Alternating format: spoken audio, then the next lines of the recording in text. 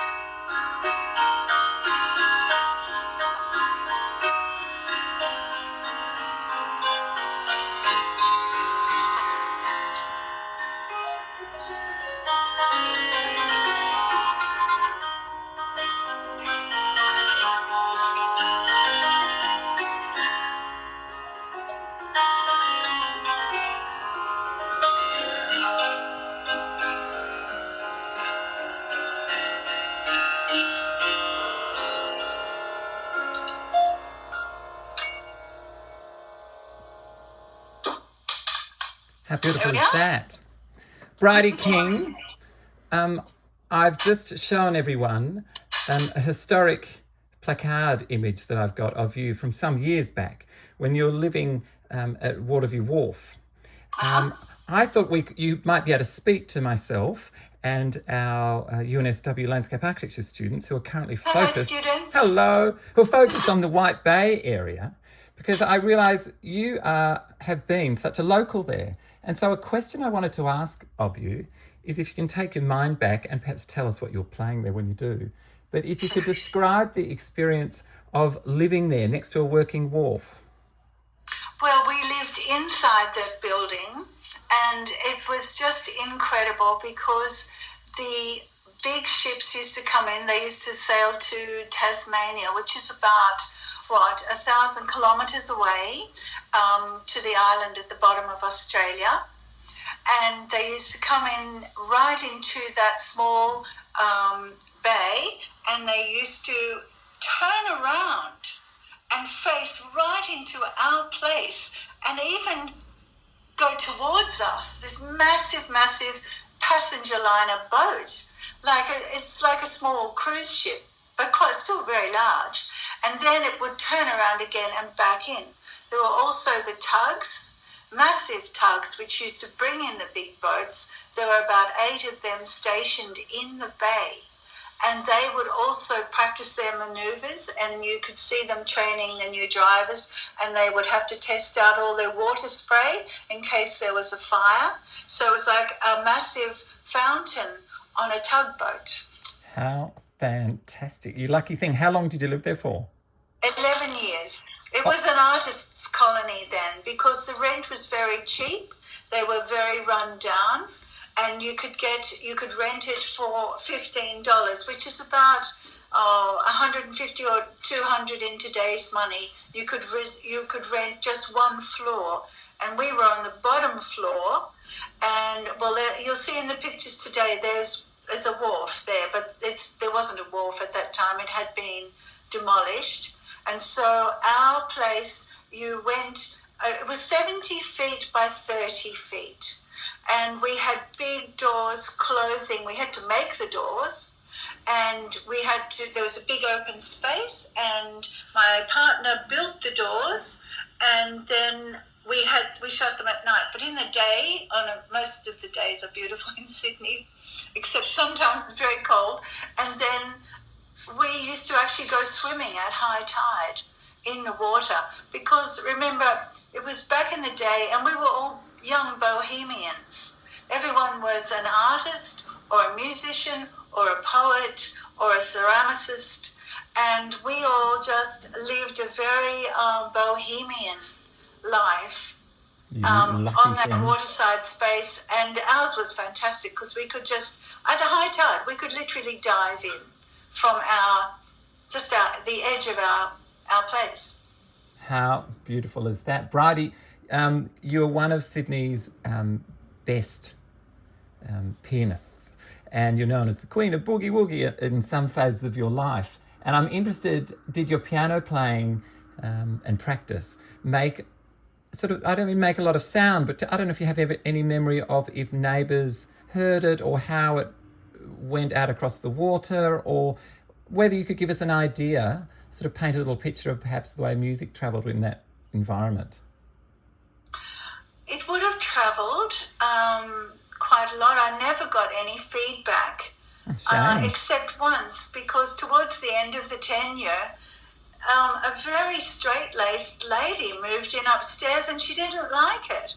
And I was playing Claire de Lune. And next thing I know, there's dripping water coming through. She poured some water down onto my piano. So I'm afraid to say I didn't get a lot of feedback. And honestly, that was the only feedback I got. But I'm sure I was very lucky to be a young musician back then, and I was greatly appreciated. I'm incredibly glad to say. And I had students 6 days a week, and they used to go for swims at high tide if they wanted to. It was a hot day, and we had concerts down there. Now those concerts, one of them was actually photos were taken by a well-known photographer, and they are now in the archives of New South Wales Library, State Library Archives. How nice is that? And so we had lots of music there, and the way the piano brought down was extraordinary, because I had a 400-pound old German piano, and very beautiful, and sounded gorgeous there. I have to say that because it was so close to the water, not great for the condition of the piano, but the sound. It was so moist sometimes, it was just lush. But anyway, the way we came in, we brought the piano in the top level of the warehouses, and there was the old mechanics in place for hoisting huge, very heavy loads, because it was a warehouse for what the ships brought in.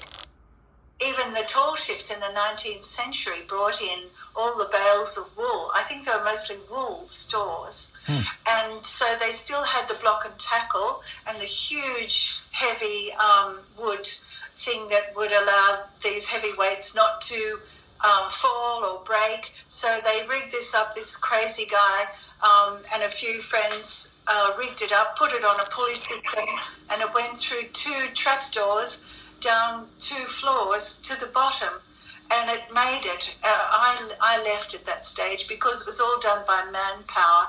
4 guys on the bottom floor waiting, make sure the piano didn't drop to smithereens down the bottom. And I just said, right, I'm leaving. I'm having kittens here. I'm going. But I came back, and there it was, and I had 11 years of blissful living, playing a lot of piano, teaching a lot of people, and becoming